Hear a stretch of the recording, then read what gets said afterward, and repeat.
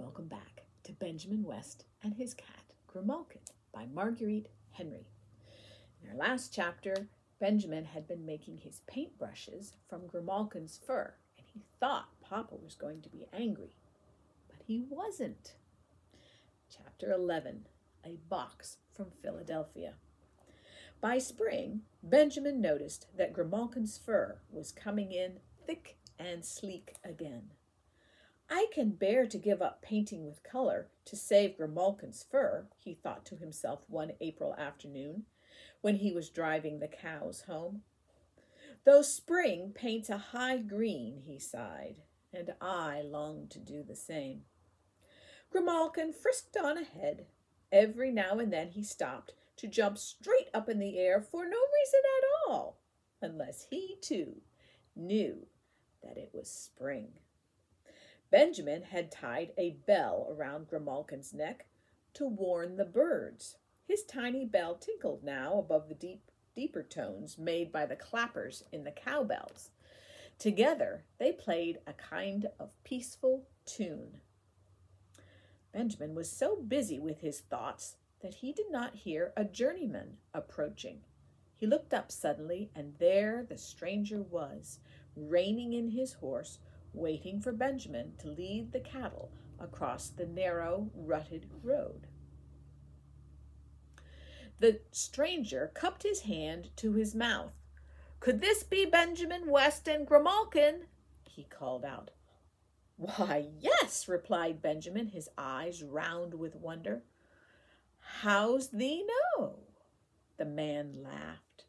"Your Uncle Phineas Pennington paints a good portrait. With words," he said. "I've just stopped at Doorlatch Inn. Left a present there for a lad of the name of Benjamin West, and a small remembrance for a cat of the name of Grimalkin." Usually Benjamin liked to linger in the steamy warmth of the barn, but tonight he had no time. Those presents from the city, what could they be? Some wondrous surprise from the warehouses on the waterfront? From England? From Spain? From Africa? He lifted Grimalkin to his shoulder and raced for the inn. "Presents for us?" he asked breathlessly as he burst into the kitchen. "Aye," cried Sarah and Hannah and Mary and Elizabeth in chorus. Then they all began talking at once. "It rattles like trinkets." "No, it's too heavy for trinkets. Uncle Phineas sent it. Uncle Phineas favors thee and Grimalkin." "I'll help thee open it." "No, I'll help." "Peace!" called Mamma above the din. "Here, son, set the box carefully on the table board. Now then, we can all watch thee open it." There was a sudden flurry, and Grimalkin had leaped up on the table, full of curiosity. Benjamin lifted the package with trembling hands. He undid the stout hemp cord. He laid back the folds of paper. He lifted the lid, and there, looking out at him, was a real picture. A picture that he himself had not painted. There were trees in the picture, so lifelike their leaves seemed to stir. There was a waterfall, too, so white and churning that it seemed to Benjamin he could feel the spray on his face. He took the picture out of its box and read the name in the corner. "Grimalkin," he said. "Look!" cried Mary. "There's another picture." "And another, and another, and still another," said Mamma quietly. A moment ago, Benjamin had never seen a real picture. Now he held 6 of them for his very own. "Oh, oh!" cried Mary again. "Underneath the pictures are some canvases and 2 boxes. Here, let me hold the pictures. See what's in the boxes." Benjamin handed the pictures and the pieces of canvas to Mary. He lifted the cover of the smaller box very cautiously and then burst into laughter. "What is it? What is it?" shrieked the girls. "A bunch of catmint for Grimalkin." "But the other box, open it quickly." Benjamin stood very still. The blood throbbed in his head.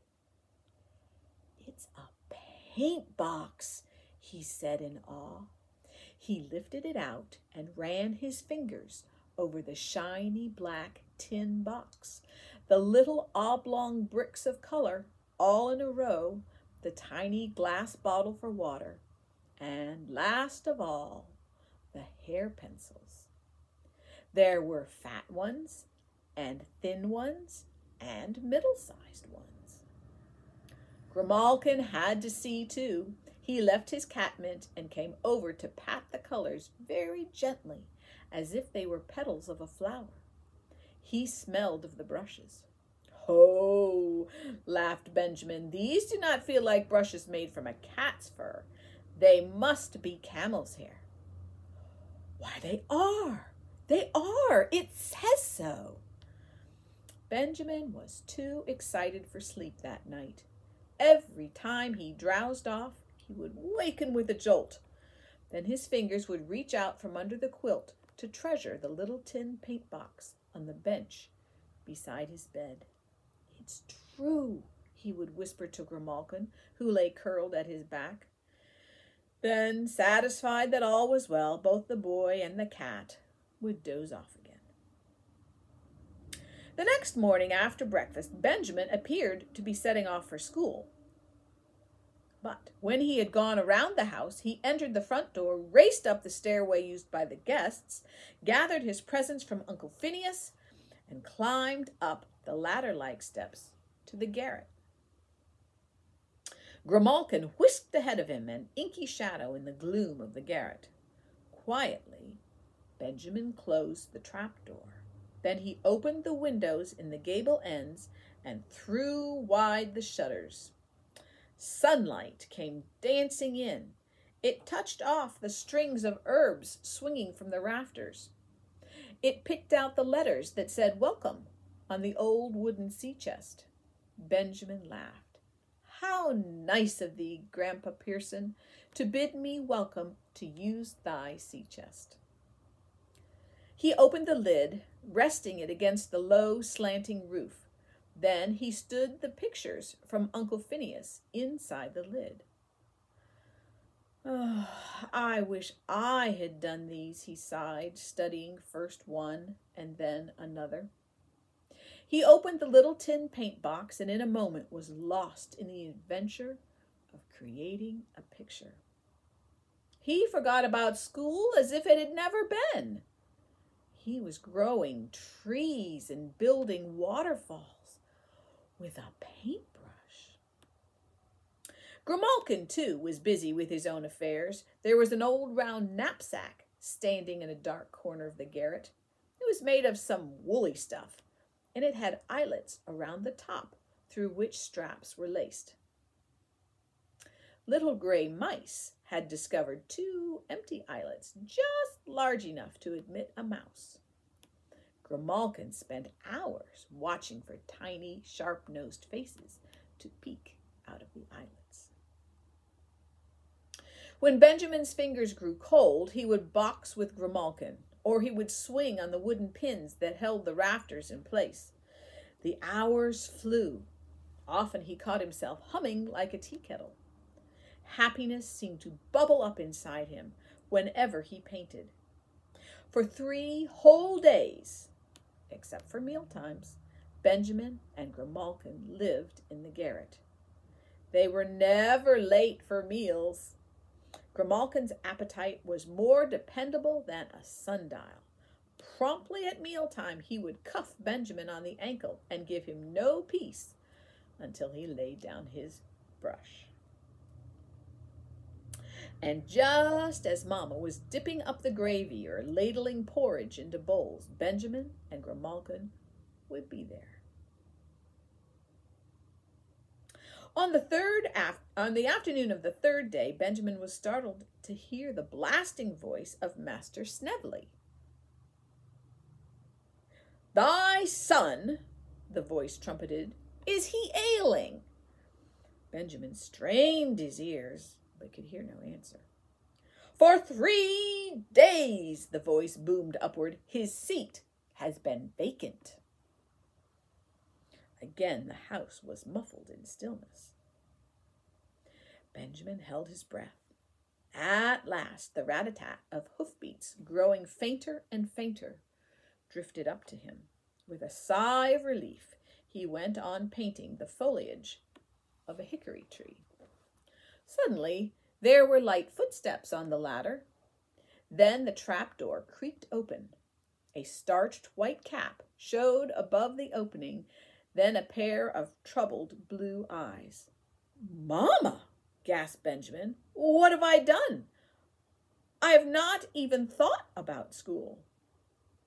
Mamma's lips thinned into a firm line as she mounted the last few steps and walked the length of the garret. Her eyes seemed to throw off sparks. "Benjamin," she said sharply, "it pains me." And then she stopped short as she caught sight of the picture. Benjamin had not copied groveling, but he had learned some of his secrets. He had learned how to make water ripple in the wind and how to make the sun touch off the undersides of leaves. "Put down thy brush," she said softly. "Another stroke might spoil it."